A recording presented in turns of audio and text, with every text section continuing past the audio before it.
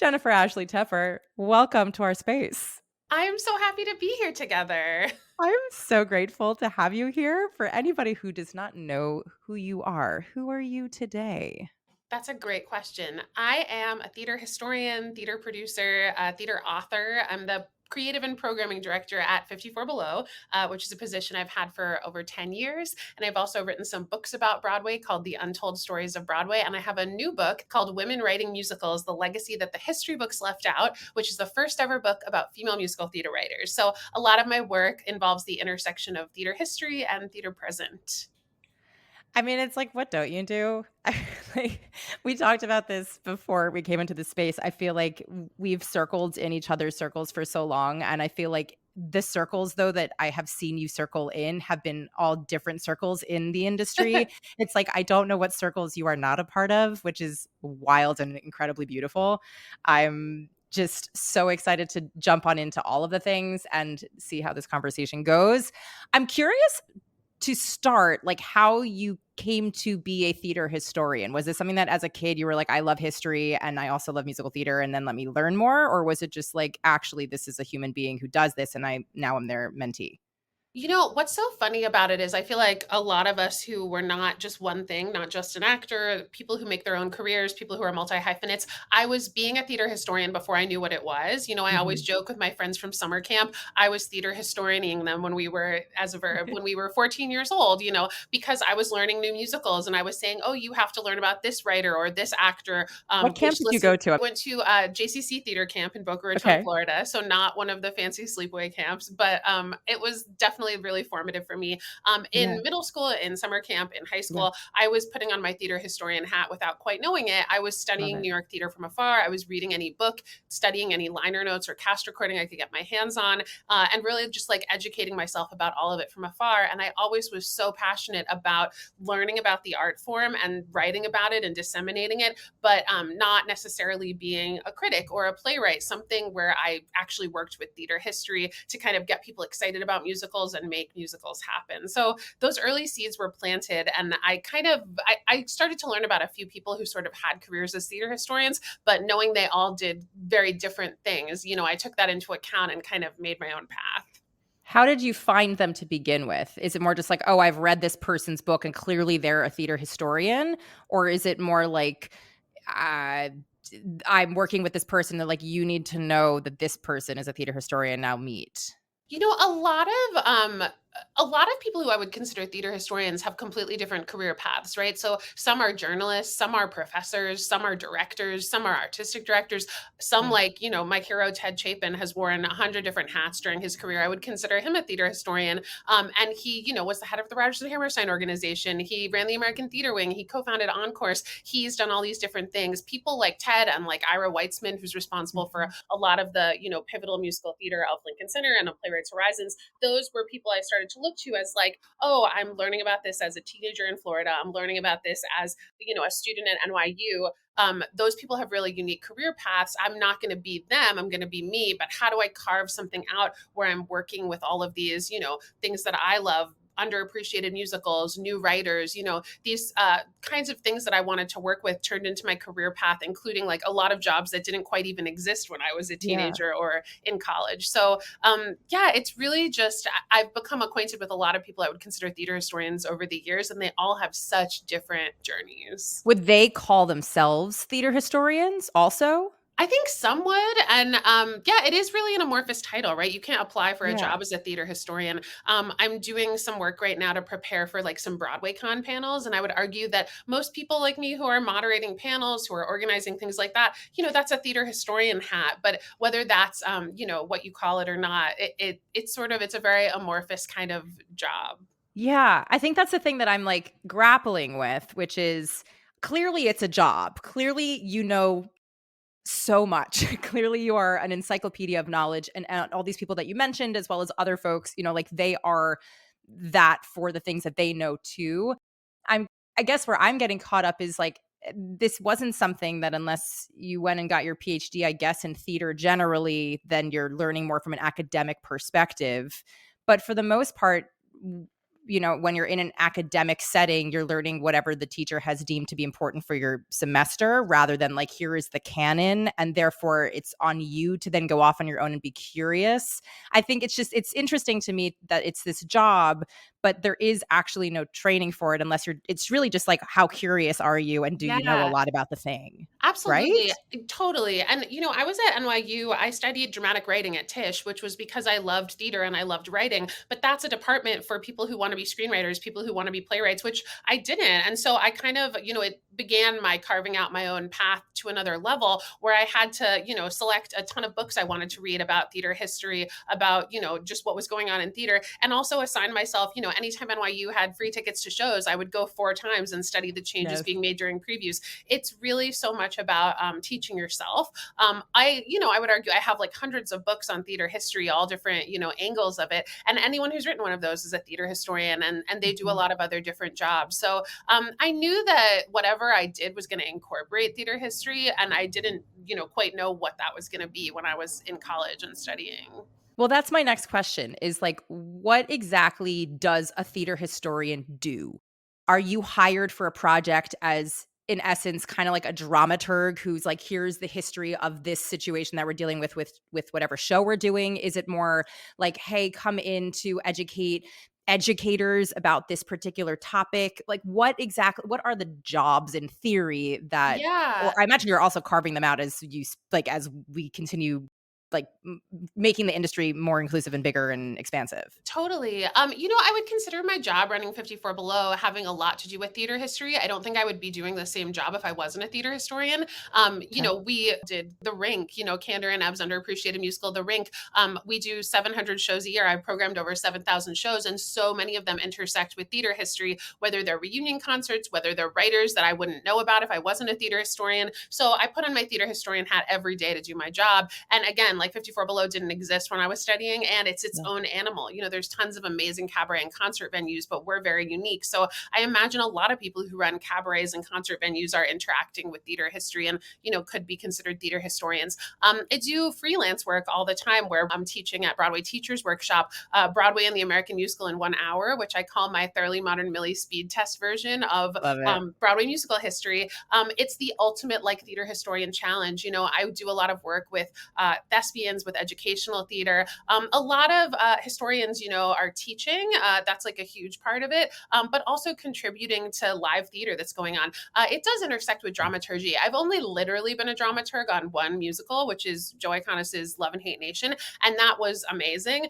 But dramaturgy is so much about exactly what the show is about. It's not Mhm. necessarily about, things that I study regarding like the history of the shows themselves. I think the time that I've done that the most has been working on the film Tick Tick Boom, where Lin-Manuel Miranda hired me as the historian consultant early in the process of making that movie because I'd done a lot of work as a historian with Jonathan Larson's Legacy. And so I worked on the movie, and it was so exciting to kind of work with material that we were adding in that wasn't in the original production, to Yeah. work on, work with the writer Stephen Levinson and with Lynn on expanding what the show was into a film that has lots of different characters, and coming at that from a historian perspective, talking to the actors about their Mm. real life counterparts. So a lot of that I think kind of intersects with dramaturgy. But again, it's like, I don't work on films regularly. Like each of these kind of hats as a theater historian you put on is very unique. It's like a one-off job, a lot of the kinds of jobs Yeah. you Thank you for sharing all of that and kind of demystifying what it is do. that it could be or is. I mean, it feels like this nebulous, beautiful thing, but also anyone can be that. And I think that in of itself is pretty empowering. It's like if you're really impassioned about a topic and you want to continue delving and learning more, then you can. There's no gatekeeping for that, which feels really Totally. exciting. Totally. And as far as like tools and tips, my first thing I ever did as a theater historian was creating the concert series, If It Only Even Runs a Minute, which we've been doing for over a decade and celebrates underappreciated musicals with, writers and actors coming to sing songs they originated, tell stories, we share photos. It's like theater history live on stage. And I did that when I graduated from college, and no one would quite hire me yet to do the things that I wanted to be paid to do. So I was having, a lot of survival jobs, a lot of like 1 week assisting on a project, and then Yeah. creating my own work. And that was the first time I really created something as a theater historian. And I would say that that's expanded. And a lot of our 54 Below programming is definitely like, an expansive version of that, with a lot of other producers creating it and me overseeing it as the programming director. My tip and trick, which I will not forget, is, we have an open submission policy at 54 Below. So you can email booking at 54below.org, and I or my assistant will review every single programming pitch. And we do so many things that are, people putting on their theater historian hat for the first time. A lot of those people later get hired to do those things, get paychecks for those things that they started out doing in a cabaret venue, which is a thing I love about cabaret, that it can provide that initial opportunity, and it can also intersect so much with theater history. Yeah. Well, let's talk about 54 Below. Let's talk about what it means to curate 7,000 concerts and cabarets. That number is astonishing. What it means to be in the creative process, but also from the producing lens. When you receive a submission, like what exactly are you looking for or not? What is it?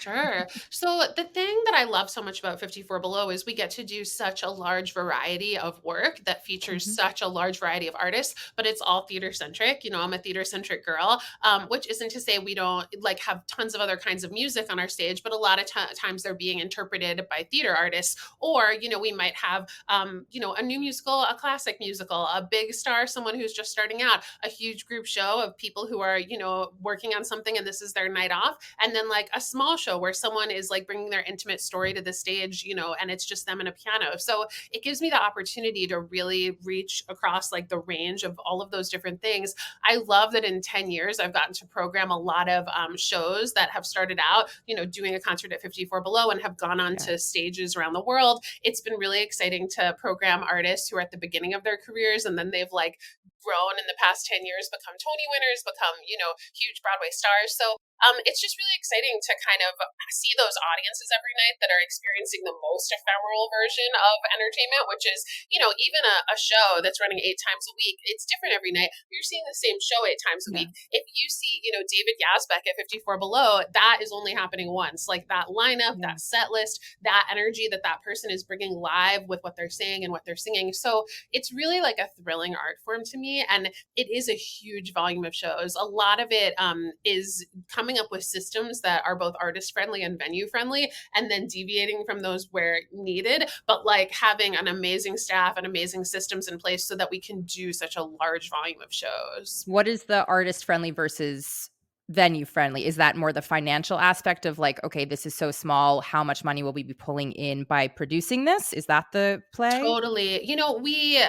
It's so much about trying to figure out both logistically and financially what is going to work for both artist and venue. Obviously, in the ideal world, all of the arts would have enough government funding that we'd be paying artists so much money, more than they could even count, and the venue would be breaking Mhm. even. But in our, in the world that we all live in, and 54 Below is a nonprofit, and we converted to a nonprofit over a year ago. We have nonprofit programs we're working on. We're doing year-round fundraising. We have a development department. But even all of that considered, and a lot of New York arts art organizations are nonprofits, we're still experiencing the same challenges that they do. Of Yeah. you still have to bring in, a certain amount of money, and I'm always negotiating like, hey, this is a show I want to do. In order to do that, this artist needs this much money, so we need to charge that much money. Can the audience warrant that? Will they pay that? Will the venue Mhm. be able to make the money it needs? Will the artist be able to hit their budget? So it's always just a conversation with every show to make sure that it's priced correctly, ticket price wise, and that we're paying enough so that, enough and not too much, so that everyone is doing as well as they need to do. And I mean, in 10 years, I wouldn't say it's gotten easier. It's just constant negotiation and a balancing Evolving. act. Yeah. Yeah. I think about, one of the first actual shows that I ever did out of undergrad, not to age myself, but over 10 years ago, 12 years. Oh my God, how is time? Was Martin Charnin's Something Funny's Going On. And we Amazing. did that at 54 Below, like a full show on the stage in this cabaret style, which was how the show was written, using that space. And then since then, I've done all sorts of concerts. I've done all sorts of like staged readings, but musical parts. I've done all sorts of things, and it's been fascinating to me to obviously not be in the weeds on the producing side of it for all of these projects. I'm always on the performing side thus far, but to feel the difference of the I don't know if it's like the internal workings, but like you can tell when it's like we have marketed this, and maybe it's not 54 Below, maybe it's just like the show, we've marketed this externally, or it's like, oh, this one is just headlined by this one person, and that in of itself is going to sell the tickets because they have an amazing social media presence. Or it's interesting to feel that as a performer in that space too. But the intimacy of 54 Below and other venues in the city is something that is, it really is where so much of the work is started. And Yeah. I have huge respect for how in the systems that we're working with no actual external financial assistance, that so many of these venues continue thriving and or surviving when obviously so many others aren't unable to. And just the necessity though of those spaces, and preserving that, I imagine that also is something that you have to think about, is like, if we don't make these numbers actually in real time, like this can suffer. Is that Yeah. not a pressure that you feel? Absolutely, every single day, and I'm glad that you mentioned Martin Charnin because, I love that you did that show with him. Yeah. It's so amazing to me that, like, working with people who've had such a legacy in theater like him, but also cabaret, and I would say, Martin Charnin created many fascinating and successful cabarets in his time, and most of the venues that he did those at prior to, my time in the business are gone. Cabaret Completely. venues are so much of their time, and as a theater historian, I've done a lot of work. My Untold Stories of Broadway books are about the theaters themselves and the stories that have happened in them, including lost theaters, like venues we don't have anymore. And so it's just interesting. It's always evolving. It's a crazy thing where it really, in the post pandemic era, where all the costs have gone up, everyone has less disposable income because all of Yeah. everyone's costs have gone up. It's just this constant balancing act where it's not like everyone's staying home because of COVID anymore, but there's these after effects are still affecting restaurants and cabarets. And the Beachman, I mean, I can't even tell you how many artists, like, it's just unthinkable how many people have gotten their starts there and who wouldn't Yeah. have evolved as they did without it. And I mean, I love all the other cabaret venues in the city that aren't 54 Below, but the Beachman is, like, really Huge. special. Yeah, that was also one of my first, that was my first concert venue, and 54 Below is my first, like, show venue, even though it's a cabaret space. But, like, those 2 spaces 100% were, like, Yeah. beautiful things were born in that basement, and just the relationships that I still have to this day because of those things. Wow, Same. to lose those feeding grounds is, I feel like, the heart of where theater is born, without it getting immediately to the commercial space, or having something transfer from a regional space directly to a commercial space. It's like, if we're really trying to work art in New York, and you lose those spaces, like, where are we What are we going? losing? It's so true. And it's also like a lot of cabaret, we have incredibly special shows all the time where like a headliner or a solo artist will come in and they'll do their show and it's unbelievable. And it's really meant to be in that space. It's special to 54 Below or the Beachman or Joe's Pub or wherever it is. But as you said, like there's also new musicals, there's new work being created Yeah. that starts there and then wants to, go to off Broadway, go to Broadway, develop as a show. And I think that it's really valuable to have spaces that you can do that in, where people can have dinner, where people can have some drinks, where people are comfortable, where people are, celebrating together. It's not always the best thing for the material to do it, in a rehearsal room with folding Right. chairs. Sometimes it is. And to have those artistic opportunities where you don't have to wait for someone to call you and give you $1 million, but you're able Yeah. to put together a show on a shoestring where everything pays for itself and you're making it work. It gives opportunities to people that don't come from resources that it's Yeah. really sad to lose. So for folks who are like, okay, I've been to 54 Below, or I've heard of 54 Below, or I have, a show I've been working on, or I have a bunch of friends and we want to do a cabaret that revolves around this theme, and they haven't, ever produced something on their own, but they're really excited about this. They go to the 54 Below website, and I imagine there's like a please submit here. Yeah. What exactly are you, I don't know, I want to say like looking for, because it feels like a casting call, but like, No, yeah. what exactly are you looking for when you're thinking of your programming It's a from, say, valid maybe more of like a yeah, like a Question. grassroots space rather than somebody who's like more established. Yeah. I'm always looking for new producers and new artists who want to come in and create something. A lot of what I'm looking for, because we've done 7,000 shows at this point, there are things that get proposed that I'm like, that's great. We've done a lot of things exactly like that. So unless you have a new angle on it, like, which isn't to say, this show's new interpretation of Sondheim, how they want to do it, might be incredibly valid and exciting. And we might say, yes, let's go. Or, something else we've done more than once, but I'm always looking for something that's different, whether it's, a new writer who has a voice that we haven't quite heard before, someone who's coming up that's presenting something, we haven't seen, or when it comes to these group concerts, a lot of the Broadway Love series that Ben Rauhala Mhm. has done with us for years, and Broadway Sings, and all of these amazing series give a wonderful chance for theater artists to perform other kinds of music, but there's many of them. So it's like, Yeah. we're not gonna, want to see a million Spice Girls evenings or a million Beyonce evenings. It's like theater artists should have a place to do that, but how can we, like, oh, this is something someone's proposing and it's new, it's something we haven't seen in 7,000 performances, like, yes, let's do it. Which is also tricky because you do need to focus when you have like a group show with emerging artists on branding. So you do need something that's going to hook people, whether it's a theme. A lot of the time, what people want to see though is just the really thrilling performers that they're interested in, singing stuff they're passionate about. So just figuring out the best way to package that. And if Yeah. people are packaging it in an impressive way, then I pay attention to that. What to you is impressive? um, a lot of the solo artists we've had who've been emerging artists who've done really well are just people who, have had a few credits and they know exactly what they want to sing. And it's what their audience, has heard them start to do. And they combine that with, things that they haven't done yet. So it's like, I'm a new artist. I've done this one national tour, this one Broadway show. I'm going to have both of those things incorporated. I'm going to have special guests from those projects. I'm going to sing a bunch of stuff that I want to do in the next 10 years. People who know who they are as artists and present that really well. When someone reaches out, we send them the information that we require for a pitch. And when someone really knows how to pitch themselves well, when I read it and I'm like, I haven't even checked out this person singing on YouTube yet, but this Yeah. sounds like a show I want to see because this person knows who they are and it's specific. That's what I look for. The specificity, the passion, the intention behind it. Yeah, I mean, arguably, I feel like that's the best kind of art generally. Even if you don't like it, you can still appreciate that somebody is full of passion and intention and has a vision. Um, I love that. Yeah, I think that a big part of it, especially again in the like post-COVID era, so much is always about self-promotion and cabaret. And in addition to like looking if a show looks like something I would want to see, like does it represent us well? It is also like a bit about like, do you know how to promote yourself? So much of selling tickets to things in like a small venue, whether it's 54 Below, whether it's a fringe festival, whether it's just a show you're doing yourself anywhere, is knowing how to use all of the social media platforms, knowing how to get the word out there.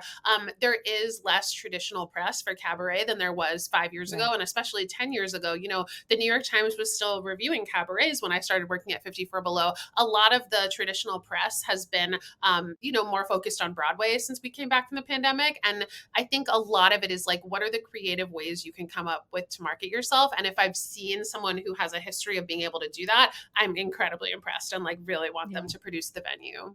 Yeah. Thank you for sharing the insider tips for 54 Below. I would love to hear more about your new book and also your other book. Like, Yeah. I want to hear about your book writing process. I would love to understand whether it's like the idea comes to you and then you go down the path, or whether it's like you're in the weeds of whatever research and you're like, oh, that actually, this is the thing. Like, Hmm. how does it come to you and what is your process? Yeah, I'm so excited to talk to you about my new book, Women Writing Musicals. I came up with the idea during lockdown, like when we were all alone in our apartments. It really did come to me as like, I've always been inspired thinking about New Yorkers from other periods of time. And it specifically hit me of like, okay, there's never been a book about female musical theater writers. And also, those were people specifically that overcame a lot of different challenges and a lot of Yeah. different adversity, whether it was specifically, misogyny or being a woman in the era that they lived and worked in, or whether it was like women who wrote, protest musicals in the 60s, or women who were trying to like get their songs heard in Tin Pan Alley when only men were heard, or, women writing writing new musicals during COVID. Like the idea just kind of came to me in relation to the adversity we were experiencing in Mm, 2020. And I spent so long, I mean, it's finally published and I'm so excited, but it really did take, the book has about 500 sources. It took so wow. much research. It took, so much digging, because the whole point is like a lot of these women did important things, made valuable contributions, but were left out of the history books. So when that's the slant, you really have Yeah. to kind of dig to find, I would discover a woman who'd written 20 Broadway musicals who we'd never heard of, and been like, okay, I have to read some of these musicals. I have to listen to some of them. I have to read articles about her. I have to Yeah. see like where might she have been mentioned in a book, even only a line, and kind of combine all of that into a book that covers 300 women who've written musicals. Starting 300?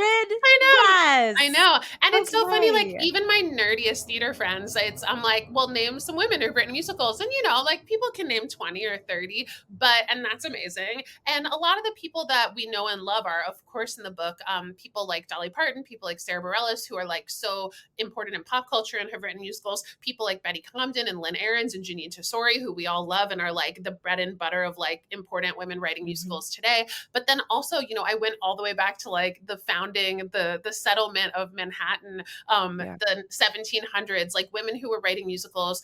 Each chapter is a different century in the 20th and then 21st century, except Cool. for the first chapter, which goes back even farther. So just discovering a lot of these incredible women and their work from like the 20s, the 50s, it was so inspiring. Wow, wow, wow. Yeah, in my mind, it's like the whole point of you writing this is because it doesn't exist, so then where do you go to find the things so that it exists? I imagine you went down so many rabbit holes and that it was just like, "Oh, this person mentions this person, as does this person. This is from the same era." I imagine there has to be something else to unpack. Is the goal when you write a book for people to just simply have the knowledge, or is it ideally that you've brought a topic into the ether and now you're hoping that somebody takes it to then do something with it, or both? Such a good question. Nothing would excite me more than someone being like, "Oh, I read about Kay Swift, like the first woman to fully compose a Broadway musical herself in your book. Like, I want to do a Kay Swift musical because I read about it." That is Yeah. like thrilling to me. Nothing makes me happier. But just people who are interested in theater, whether it's someone who's a working actor, whether it's a casual theater goer, whether it's someone who's just interested in women's history, anyone picking up this book and understanding like, what people have been through and all of these stories from the past that are instructive, that are inspiring, that are like indicative of where we are now. There's this sense from, people who don't know the history that everything's happening for the first time. And, some things are, and some things have like incredible precedent where we can do a better job at, diversifying creative teams. We can do a better job at, Yeah. all of these things if we understand the history.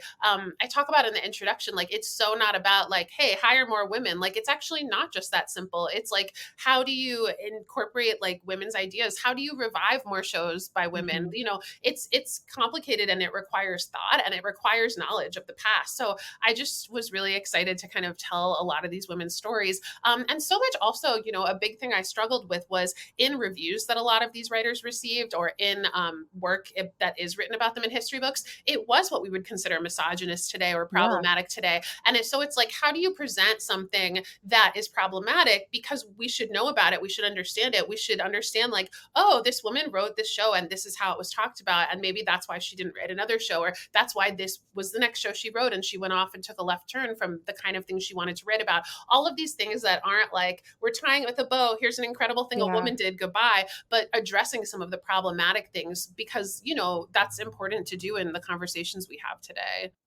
Which you're bringing up something very fascinating, which I think I personally find. I can't speak on other behalf of other people, but I would imagine other people probably feel the same way of like when in the day of misinformation currently and sifting through to really find the nugget of truth in the thing. I would imagine when you're reading a review, for example, which is subjective because that's what it is, but it is based off of the thing that did happen. So the fact was the show happened. Mhm. To sift through the era of, say, misogyny and actually try to glean the truth from that versus somebody's opinion of a Yeah. woman doing the thing. Like, I don't even know how you would muscle through that when there's only so many pieces of history to go to It's refer to. no, you've Like, hit upon it exactly. It's unbelievably challenging because as a historian, sometimes you're aware of the history. Sometimes you've seen a production of Ragtime. You understand, what the show yeah, is, and you can incorporate your own knowledge. And sometimes, I would be writing about a show that I've never seen, a show that might not even have a cast recording. And the only thing you can really go by is the reviews and the right, historians and the journalists who've written about it. And sometimes all the time, that's completely swayed by who that person is when they're writing, yeah, their opinions on theater, otherwise their identity. And so you're always just questioning. And as a historian, it's not my job to like be like, this is my favorite musical I'm writing about here, and it's 1965. It's really like a challenge to go, okay, why was this important? Why did this maybe not get a fair shake in its time? And I need to kind of like sift through yeah, find the treasure. It was an ongoing challenge, especially when I would write about something that really got very bad reviews or something that yeah. closed very quickly. And you want to understand the art separate from that, but it's really tied to those reviews and that history. Whew, that's a tough little doozy right there, but also I think, it does make a lot of sense in terms of how things, I mean, just simply resources, like just how many things you had to go and refer back to for that.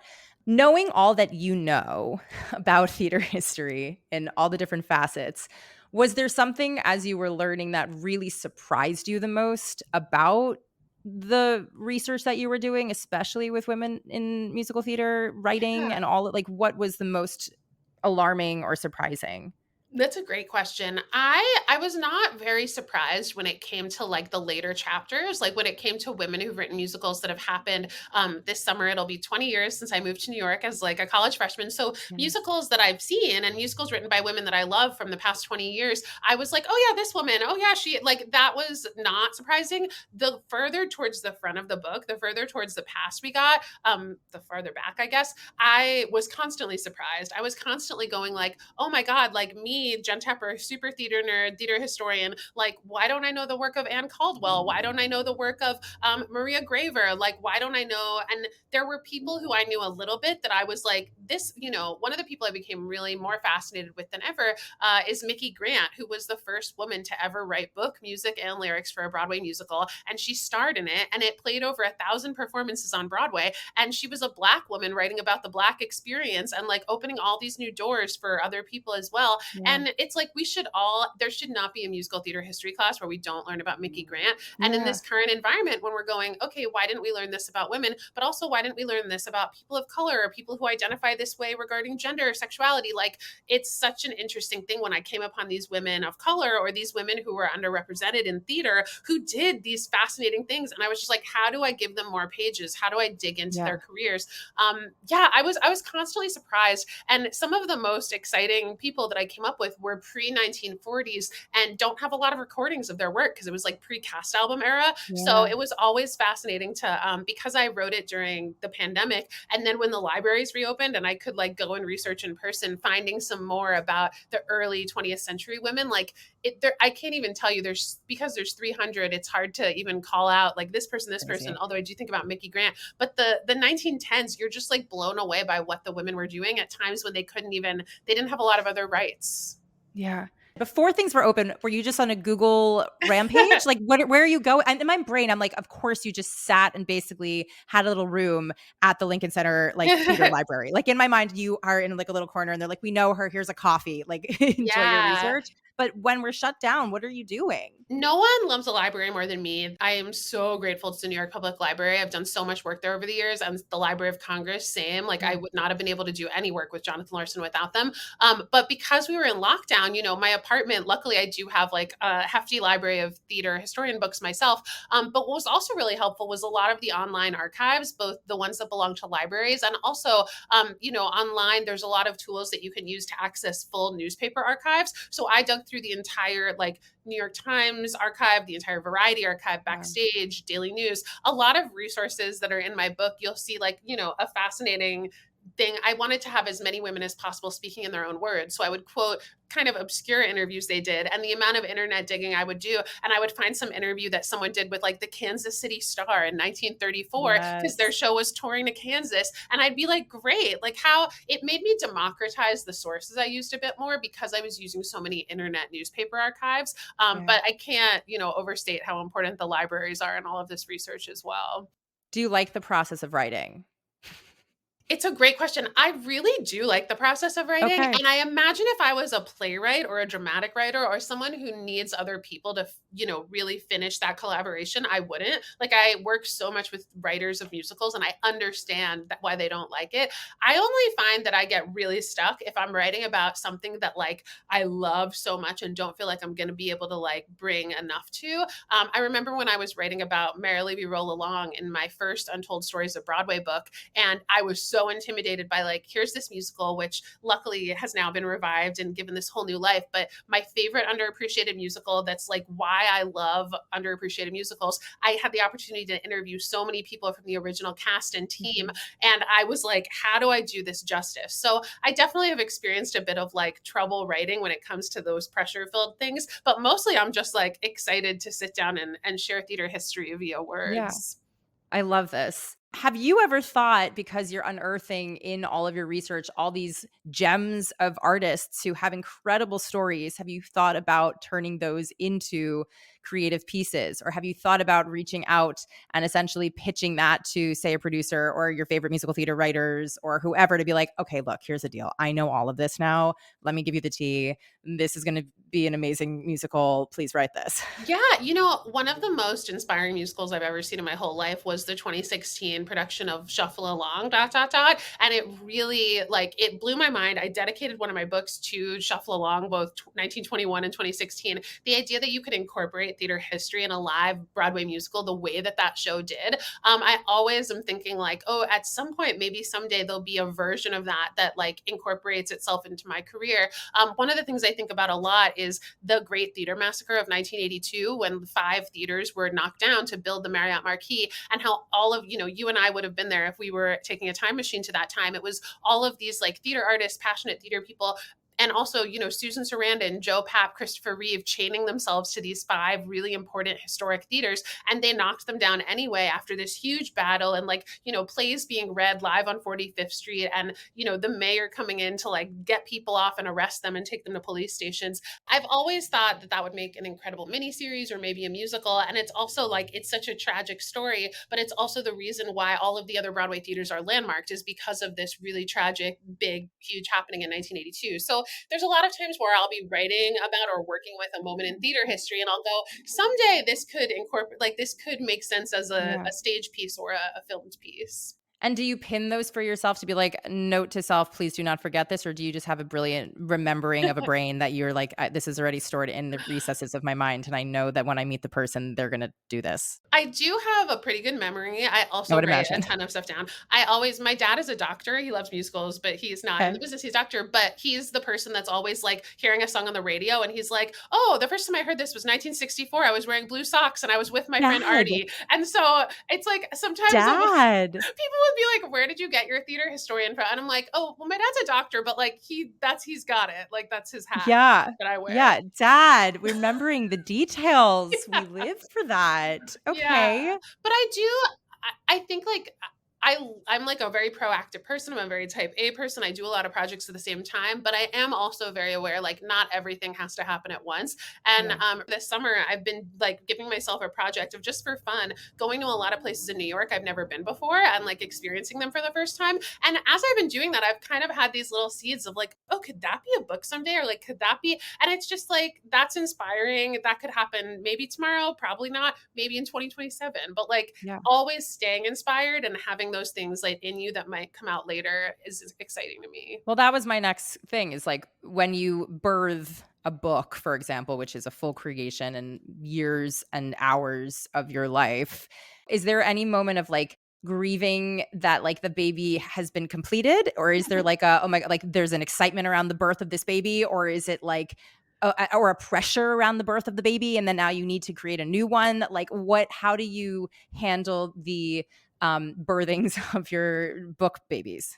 Um, I've learned that, like, even post-publishing, even post handing in that final manuscript, you're always still working with the book, right? I'm gonna be so excited to do, like, book events, in New York and other places, like, to present, like, live versions of talks about my book, performances, like, there's gonna be so much that continues on that, like, gives the book to people more and more all the time. So, there is I think my sadness is not, like, when it gets released, but turning in that final draft does feel like a Mhm. moment. And when I turned in the final draft of Women Writing Musicals, I traveled to Chicago for like 24 hours to see Death Becomes Her, which was written Okay. by two of my close friends and collaborators for Yeah. many years.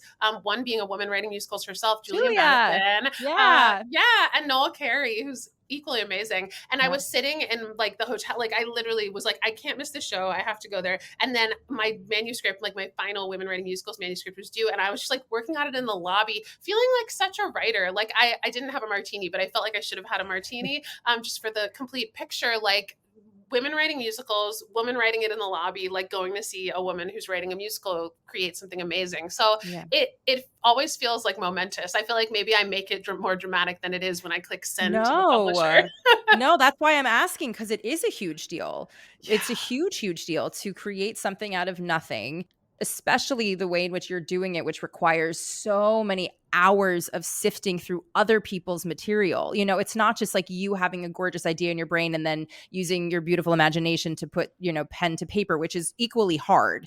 But it's I would imagine, a very different process because of the time that you have to sift to do the thing justice that already happened is a very totally. different thing. So no, you 1,000% should be celebrating yourself. I'm just gonna like I'll gift you a martini so you can have that moment for yourself. But like I guess that's, I have so many friends who are writers in their own merit, not in the way that you are necessarily, but for them, it usually has a mixed bag of like Yeah, when the thing is finished, whether it is you sending your manuscript, whether it's the actual release date, but the feelings are very mixed. Like you have spent so much time with this topic, with this conversation, and now to like somehow let that go it can be really it could be very emotionally filling. totally. And it also with a project like this, which is different than like a living, breathing play or something like that, where I feel such a responsibility to accuracy, but sometimes Yeah. it's opinions and it's not possible to be accurate. And then other times, like I was rereading through a section that I was speaking to someone about the other day, and I noticed the tiniest mistake. And there's probably many of those, it's like I could correct every single line. I could work on this book for so long. And it's like, oh yeah, this person who's one of the 300 people in the book wrote 20 musicals. And on this one, I said they were a lyricist and they were a co-lyricist. And it's like, someone's going to read that book and it's wrong because of me. And so I do feel that pressure. But Mhm. there's only so much researching and editing and, taking other people's good advice that you can do before you have to say like, I did my best. Let's send this out into the Yeah. world. Yeah. Do you have another one on the docket in your mind currently? So my Untold Stories of Broadway books, which I started in 2013, there's four of them that have been published, and there will be six eventually. So it was always in the cards to have six because basically every book has seven current Broadway theaters and then one lost theater. And in order to do all the theaters, I have to do six books. So the crazy thing is that because I started the interviews in 2013, there's so many people I'm so grateful I had the opportunity to interview who are no longer with us. Of Mhm. all of the many interviews I did, and there's hundreds, I'm sitting on like these files that are theaters I haven't gotten to yet that'll be in the final two books. And they're by artists that we've sadly lost in the last Wow. decade who like I have some of their last stories. So I also feel like a great responsibility to that. And also to the theaters I haven't done yet. So there will be Yeah. two more of those. I think that after, I get through some of the women writing musical stuff, I will focus on Untold Stories Volume 5. But, there's always like new things that can happen. I'm kind of open to that could be the case or not. And I need to ask, for people who struggle with time management, how do you manage your time? I sometimes struggle to answer this because I'm like, I don't know if my tips and tricks are the healthiest. Like we all focus on that work-life balance. Um, Yeah. one of my tips, honestly, and it sounds so crazy, but like I actually, this doesn't work for everybody. I can never be doing just one thing. Like people always, I've run into friends at the gym and they think it's so funny because I'm reading some theater history book Yeah. at the gym while I'm like running around the On the elliptical. But it's elliptical, like, yeah. yeah, but it's like whether you're like commuting, whether you're, there's a way that I feel like I'm always multitasking. And for some people, it's really better to just like focus on one thing at a time. But I consider it like I have so many tabs open in my brain. And, 54 Below is a full time job. Like I'm doing more than full time hours there every week. But if, like, I go off to answer something else, it doesn't mean I'm not putting in those hours. It's just always having those tabs open. And I find that it complements itself. Like if I get to go like do an hour worth of theater historian stuff in the day, like I come back and I feel more energized to like book a Mhm. show or talk to an artist because I also have the other thing going And do you take breaks? on. That's the second part of this question. I do take breaks, but the crazy thing is sometimes when I think about like when we all had our big break, I used it to write this book. So it's That's like what I'm saying. Like, I feel like I go in and out. Sometimes I'm really good at it, and sometimes like one of my things of like I'm gonna go see places in New York I haven't seen before and like yeah, do that. And I was like, that's just for fun. It's just for me, and of course it gets my brain running and inspired. I'm like, yeah. could this be something? So I try to take breaks, but I'm mostly just really grateful that I'm still so inspired by New York and by theater. Yeah, I the only reason I ask is just because even hearing all of the ways the things that you're doing require so much focus, and it requires so much energy, and you are just so full of energy and intention for all of them that it's beautiful to watch. And also I'm kind of like, what is the secret potion to all of it? And so secretly I'm like, how can I be as productive and successful in these kinds of things that I want to do for myself without like, the scatterbrain that is my tabs in my brain. Yeah. um as we begin to wind down our time, is there anything that I should ask that I have not, or you wish that we talked about that we did not touch upon? I'm just so happy that you asked so many good questions about my new book because it's fun to talk to like another woman in Yeah. the arts about it. I will say like I think some of it, I do think rest is important, breaks are important, giving your body what you need. But the same way, and I just thought of this because you were talking about the gym, like when you're like, I'm really tired, I'm not going to go to the gym today, but then you go and it gives you more energy. Like I Yeah. find that sometimes that same thing works well intellectually. Like if you feel like you have writer's block, reading a book that you're inspired by can help you get out of that. I find myself so inspired by New York, and just by like taking a walk, going to a new neighborhood, like it's never going to make you unproductive to take an hour out of your day and like go get a bite somewhere that you don't normally go and like just Yeah. look around you. Like because I find myself so inspired by physical places, by theaters themselves, by like this person walked down this block and had this conversation, like it just brings it to life for me in a way that I feel like anyone can benefit from, whether you're like an actor rehearsing in a rehearsal studio and you remind yourself, oh, who else has rehearsed here? Like what shows have historically rehearsed here? Or like a writer kind of looking to history for inspiration. Like I just find so much inspiration in both New York City and history. I love it. I am so grateful that you were willing to just like bounce around in this conversation with me, because I feel like there's so much again that you do, and you have your hand on all these pulses all over the place, and it's so clear and evident how much you love what it is that you do, and that in of itself is just infectious, especially in a day and age where so many of us are tired, and the world is really hard and overwhelming, and it feels really lovely to be in a space with somebody who is optimistic and Yeah. sees things with a different perspective, and that you're giving voice to things that have not really had space, whether that is, through a 54 Below, performance, or whether that is in the books that you're writing. I'm really grateful that you're in this space and sharing in this way. So thank you Thank for you being for making willing. space for these conversations on the podcast. Thank you for having me. And just thank you for doing everything that you do to give artists voices. Thank you. I feel like so many of us don't even know what's possible in this industry. I know I didn't, and arguably that's why I have this space to be like, all right, but it's an industry. This Yeah. isn't just one little path and who is Mhm. doing it in a different kind of way. What other things are there that we never might have even thought about? Like what else is Yeah. possible, and the expansion of it is something I really do believe in my like core of core. And also for artists to like know about other artists who are doing things that they want to be doing, and then Yeah. now all of a sudden there's the community in that, and the networking of it doesn't feel so icky anymore because it's just a love letter of like, I'm obsessed with what you're doing, or this was so freaking cool, or thank you so much for this. And it comes from a genuine place of connection rather than like an icky, like, can you help me? I obviously Totally. have a lot of feelings about it. No, I So agree with you completely. Like, that's such an important part of what we do. yeah. Yeah.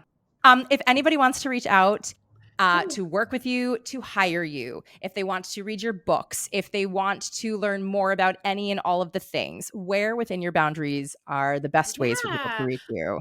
People can find me at JenAshTep on Instagram, or X/Twitter if I sometimes still bounce over there at JenAshTep. My website is jenniferashleytepper.com. And then if you ever want to pitch a 54 Below show, you can reach out to us at booking@54below.org, or check out 54below.org, our website in general. I can usually be found like, I post everything I'm up to on my Instagram, but if there's like a theater event, we have a lot of those coming up in the next couple months. You can usually also find me there in person. Always happy to chat in person. Amazing. And your book, where can people buy it? People can buy it in a lot. I mean, if you're in New York, all of the bookstores from Drama Bookshop, the Theater Circle, you can find it on Amazon now. Awesome. Thank you so much for being in this space. Thank you. Thank you so much for having me.